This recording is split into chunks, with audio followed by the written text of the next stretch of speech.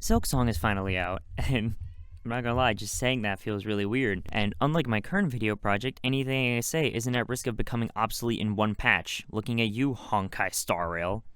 Anyway, this is going to be a quicker, spoiler-free review, mostly using early game footage or trailer footage, but this game is fucking amazing, dude. Act 1 alone I spent like 10-ish hours in, which is great because that alone would have been worth the price for me, but no, they had to go and tack on another 40 hours of gameplay for gits and shiggles. Anyway, Act 1. It probably has some of the most variety in environments, but kind of strange enemy design.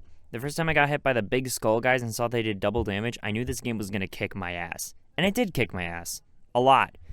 I don't know how many deaths I had when I beat the game, but it had to have been somewhere in the 80s, if not more.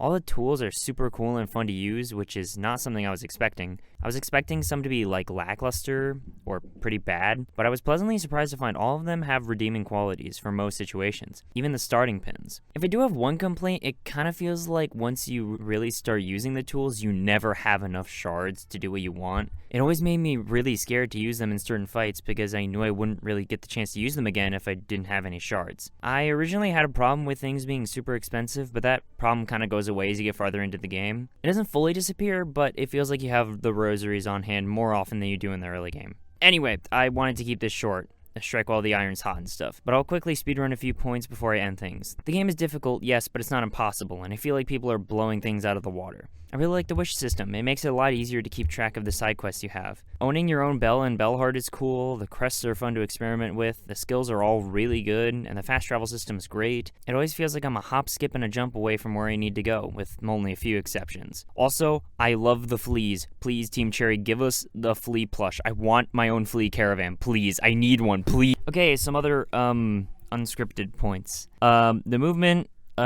is just really good. Off the top of my head, in Act 1, you have the wall jump, the sprint, and the glide, and those are all really good to use. Those all feel really nice. One thing I do want to mention is that in Steel Soul, the shard and rosary problem kind of goes away in the early game. I'm assuming that's because you're not dying as much to early bosses, so you're not losing or needing to use your rosaries as scrap and stuff. So, yeah, I just wanted to mention that before I end things here. Anyway, that was all. I'm still working on my massive gacha game video, so that's where most of my time for video stuff is being allocated. For now, that's all I got. See ya.